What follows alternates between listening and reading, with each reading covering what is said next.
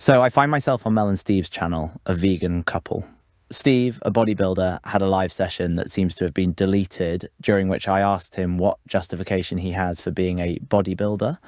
Being a bodybuilder, he would be responsible for more unnecessary deaths in agriculture.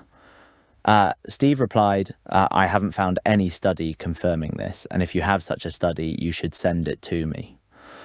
Honestly, I'm not sure which study he's referring to, because it's evident that the number of animals that die to protect crops is directly proportional to the amount of plants grown, which in turn is directly proportional to the amount consumed. Anyway, here is Alex O'Connor explaining the issue better than I can.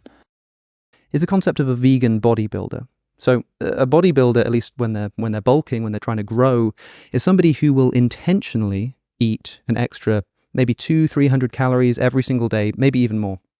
And they're doing so for reasons that, strictly speaking, are completely unnecessary to their health. It's health related in that they're trying to sort of, reach peak performance or peak size or whatever it is. But you don't need to grow to remain healthy. You can eat your maintenance calories for the rest of your life and be perfectly fine and thrive indeed. So if you're bodybuilding, if you're trying to build muscle, you are eating food that you do not need to eat to be healthy. Here's the thing, so long as animals are killed in crop production, then as long as you're eating food that is unnecessary to your health, you are causing unnecessary suffering and death to animals.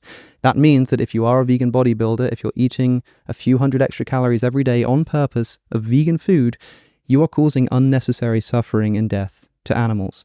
Unnecessary death and suffering to animals is wrong, is always wrong, but if I held to that principle consistently, I would have to condemn, for example, vegan bodybuilders. The principle that causing unnecessary harm and suffering to animals is always morally wrong entails the condemnation of vegan bulking bodybuilders. A lot of vegans point to vegan bodybuilders as examples of what veganism can do, but what they're pointing to there is an example of someone who's unnecessarily eating food that they don't need to eat to be healthy, that results in the unnecessary suffering and death of animals.